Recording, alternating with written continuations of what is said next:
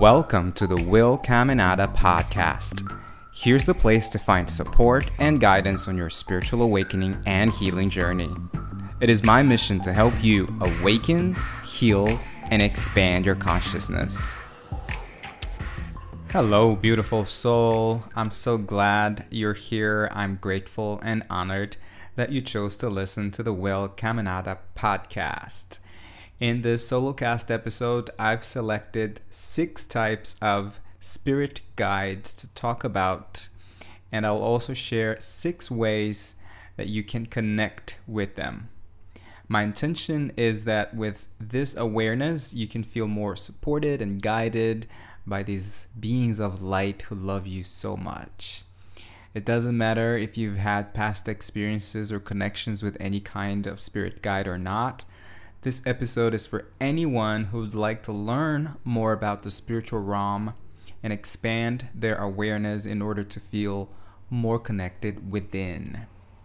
Now, before I get into today's episode, I just have a small favor to ask of you, and that is to take a moment of your time and leave a review on my podcast on Apple Podcast.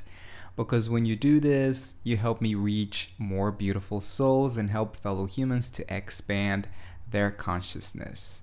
Make sure you hit the subscribe button in whatever platform you listen to your podcasts so that you never miss any future content. All right, so let's talk about spirit guides. So first thing that you need to know is that we all have a team of spirit guides always guiding us, always protecting us, loving us, even if or when we aren't aware. So some people say, I don't have a spirit guide, or I've never really connected with my spirit guide, but we all do. And like I said, they're always helping us. But we are not aware either because we don't believe in them, or because we're not open enough to consciously receive their guidance. When we become aware of them, we are kind of like working with them. So in a way, we're making their job easier, if you will. Some people think that their guidance is most prevalent amidst painful moments or a major life choice. But these are moments when we, even if subconsciously, we open our hearts to their guidance because we surrender by praying or asking for signs. Especially when we're feeling painful emotions, we feel like our heart is broken, but it's through the cracks of your heart that light comes in, and then they will come to protect you and to help you and love you and guide you and help you heal. And the other little myth that I want to debunk is that you're never bothering them. Never bothering them with your prayers and asking them for signs, because their boundless love, light, and support is powerful beyond our comprehension. Remember that no ask is too big and no need too small. No ask is too big and no need too small. They can also appear in both formless or possessed form, but they essentially are vibrational beings of light. They respond to frequency. That's why it's so important for us to raise our vibration through meditation, through gratitude, through prayer, yoga, sound, in order to open up the channels for communication. So with that out of the way, let's talk about the 6 types of spirit guides. These are types that I came up with from my personal experience over the years. So the first one is deceased loved ones. Usually family members, but they can also be close friends. So it can be anyone from what I call your soul family. We have energetic bonds from lifetimes and lifetimes, and usually that's something that I believe. We incarnate in the same family unit, so we are always energetically bonded and connected in different roles through lifetimes. And when they make the transition, they can become our spirit guides. And usually we are more open to connect with them because of the soul connection, and because they are familiar to us. Like, we know them, like we have a memory of how they sound, of how they look, their personality. And so that's like already embedded in our consciousness. Plus, we are usually not afraid of them, not afraid of making some kind of connection or communication with them. So for this reason, we become more open to communicate and receive their guidance. And basically, they help us deal with grief, and they help us with next steps in life. And I say this from experience because, as some of you might know, I've already mentioned in some previous podcasts, I lost the physical form of my father when I was 8 years old, and I started having dreams about him. He would come into my dreams, and he would tell me, some usually loving, comforting message. He would tell me he's okay. He would tell me that we will be okay. And over the years, that was kind of like our communication. And so when we're talking about spirit guides, from my experience, the first connection that I've ever had with a spirit guide was with my father. And so that's why I say, usually your deceased loved ones become your spirit guides, and you can connect with them and communicate with them because they're familiar for you. So number 2 is ancestors. Also because of the soul connection. And I mean, your deceased loved one can also be your ancestor, but I mean more like the ancestors that perhaps you haven't necessarily met in this life, or like your grandparents or your great-great-grandparents. And it's also important to point out that ancestors can also refer to our cultural and racial roots. And basically they help us heal karmic bonds and ancestral traumas and wounds. And then we have angels. Now that's a whole other story. I mean, people who love angels and who have been studying angels, they can say that there's a lot to talk about. So I'm just literally just like mentioning the types of spirit guides, and angelic beings in general, they are spirit guides. So we have a guardian angel that's assigned to us when we are born, and they stay with us for this course of this lifetime. Usually they might be assigned by archangels, which is kind of like a quote-unquote higher rank of angels. So like Archangel Michael, and Raphael, Gabriel, Uriel. And it's important here to point out that there are variations depending on one's beliefs, creeds, studies, and or cultures.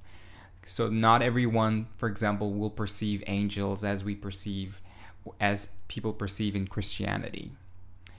And essentially they help us with major life choices, major important messages that we need to know, and sometimes in specific situations that you might be going through, like a breakup or a loss of a loved one. They might be like the expert angel in that area, and then they will come to help you. Right, so far we have deceased loved ones, ancestors, angels, and now we have ascended masters. So ascended masters are masters, beings that have reached enlightenment and they won't incarnate anymore. So an example, obviously Jesus and Buddha.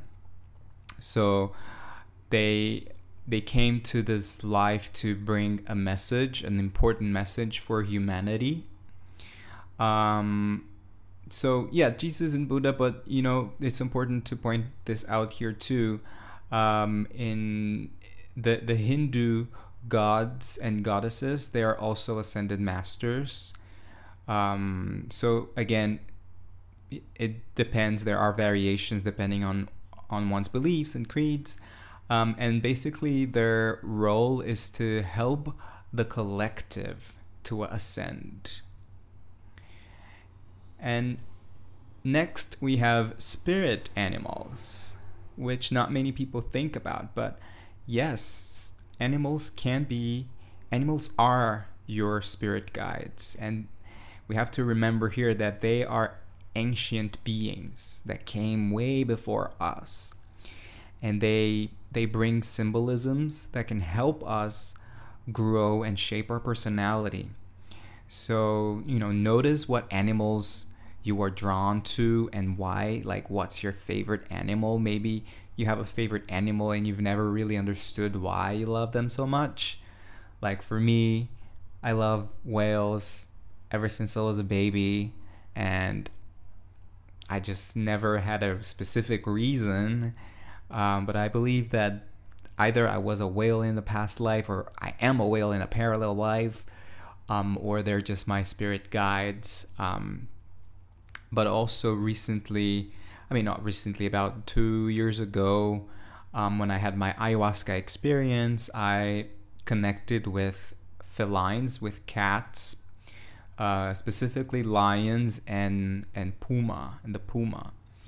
If you've heard my experience in one of my previous episodes, you probably know that story already. But all of that to say that when this came to my consciousness, I started having dreams about pumas, and I looked it up, their symbolism, and I actually remembered the feeling that I had when I was having that experience, what they were trying to teach me, what emotions they were trying to bring up in me. And I remember it was just a sense of trusting intuition, of trusting your inner power.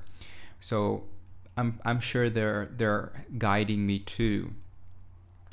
So that's what I say, notice what animals you're drawn to, and then research their meanings and traits, and then perhaps you'll understand why. And their connection with planet Earth helps us to connect with Mother Gaia. So if you feel connected to nature and preservation of nature, your spirit animals are very present.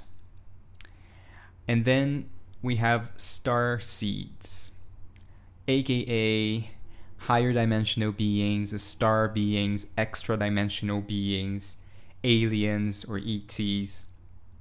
I don't like aliens and ETs so much, because then we have that Hollywoodian idea of those beings, but they are essentially beings of light that protect and guide our planet and the whole galaxy and the universe. Some people call them the Galactic Confederation.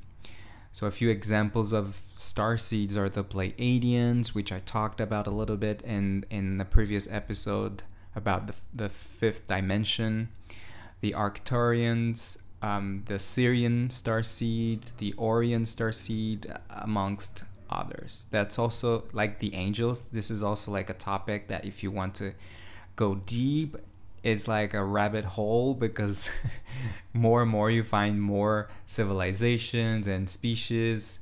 It's fascinating though. I've been studying a lot about them, especially the Pleiadians, and hopefully I'll do an episode on the Starseeds or the Pleiadians. Let me know if you would like that. And these beings, they may or may have not been here on Earth before, and essentially they help us and the planet Earth to ascend, and they are working for the highest good of the whole universe.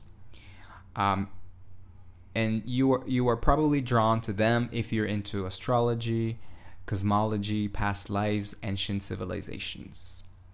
All right, so these are 6 types. So just a quick recap. We have deceased loved ones, ancestors, angels, ascended masters, spirit animals, and star seeds.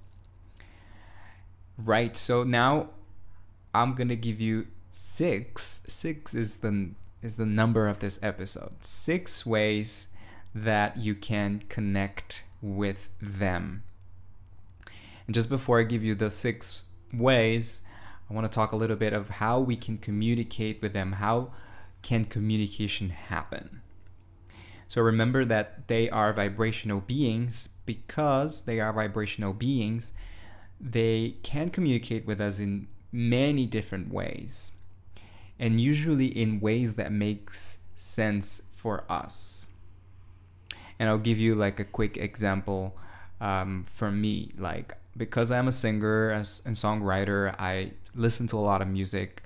I pay attention to the lyrics. So usually when there's a song that comes up on the radio or randomly, I pay attention to the lyrics, and then and most times they make sense to me. It's like a message that I need to hear. But it can happen, through signs, coincidences, synchronicities, and telepathy, visions, emotions, physical sensations. But it's important to remember this. Like I said, they are vibrational beings. When we vibrate in fear, neediness, worry, these are low vibration, and so we hinder the communication. But don't worry, don't despair. All you have to do is focus on gratitude and love so that you can match their vibration. So again, a quick example is if you're asking for a sign, but you're feeling that sort of heavy, low energy of neediness or worry or fear. And so instead of saying, please, spirit guides or angels, please show me the way, please, please, please, you can raise your vibration through gratitude and state in gratitude. Thank you, angels. Thank you, spirit guides, for showing me the way, for giving me the signs and showing me the way in a way that I understand, in a way that makes sense to me. Thank you. My heart is open. That's all you have to do to raise your vibration. The other thing that is important to remember is that they always respect our free will. Also, very important, they always bring a loving, peaceful, and comforting energy. Okay? If they don't, remember that it's not so much about the negative entities, or it could be, although, I'm not going to go into that. I don't really like to focus on the negative entities, because basically it's more about the energy that you're vibrating in.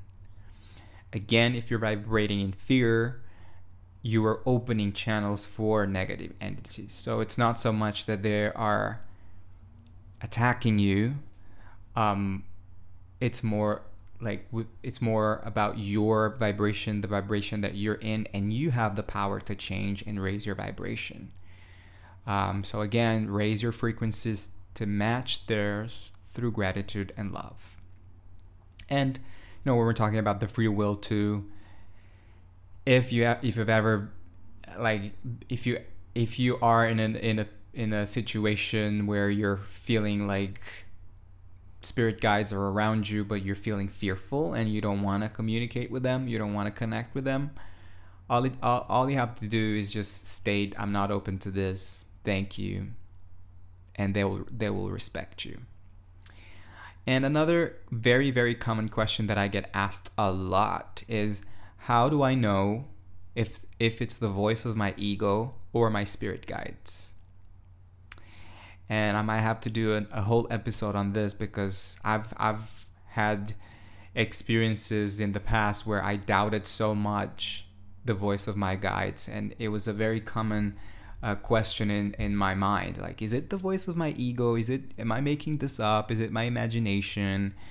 But basically, in a nutshell, like I said, the voice of your spirit guide will feel loving, peaceful, comforting, reassuring, and oftentimes in my experience, very simple, very straightforward. Like it's not open to many ways to interpret it. It's usually just like very straight to the point. Like, believe it, trust it. You're good, you're well, keep going. Something that's very easy to understand. And again, it's the feeling. How does it feel?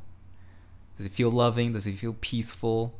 If it feels fearful, if it feels negative, it's your ego for sure. And the more you practice, the more you will know the difference. And I'll talk about this right now.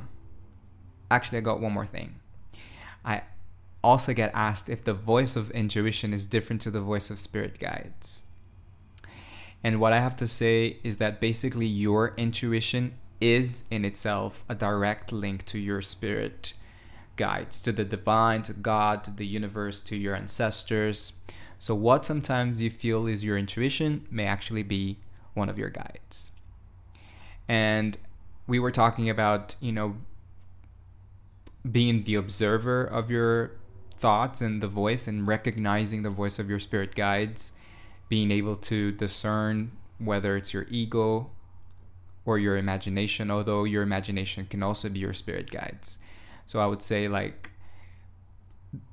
practicing becoming the observer of your thoughts, you will recognize whether it's the ego or your spirit guides. And the best thing for this is, number one, meditation. The constant practice of meditation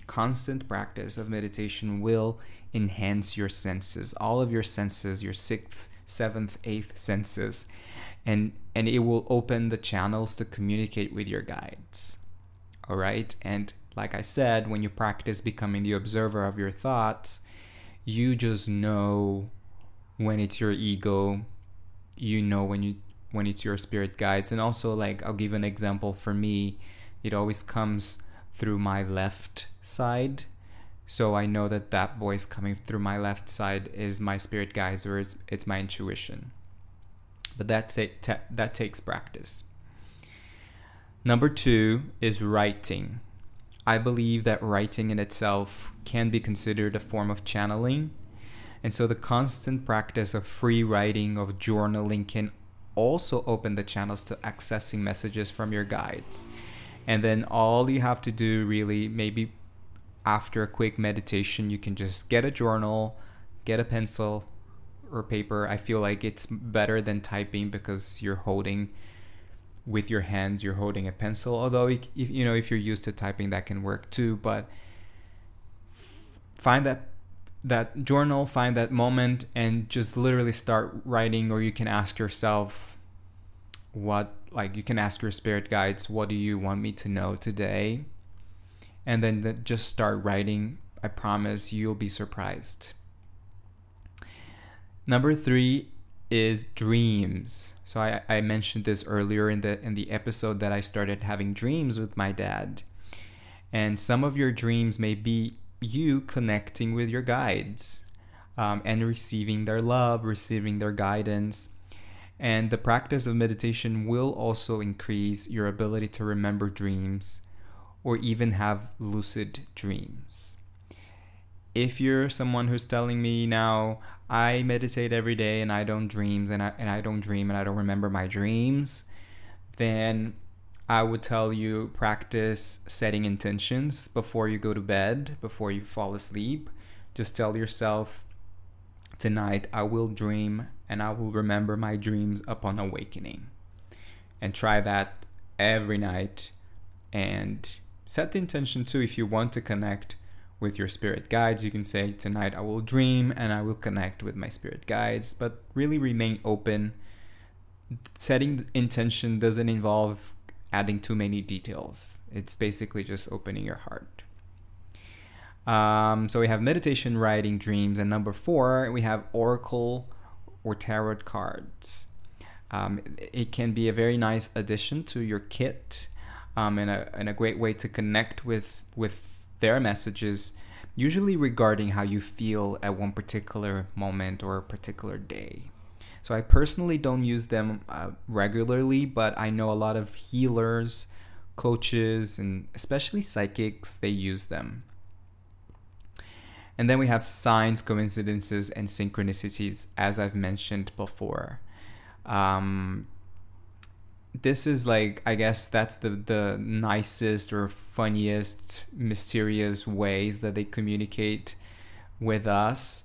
But I think that also is related to the meditation and having a consistent and constant spiritual practice, because that helps you remain open to their guidance, and you will start noticing more of these.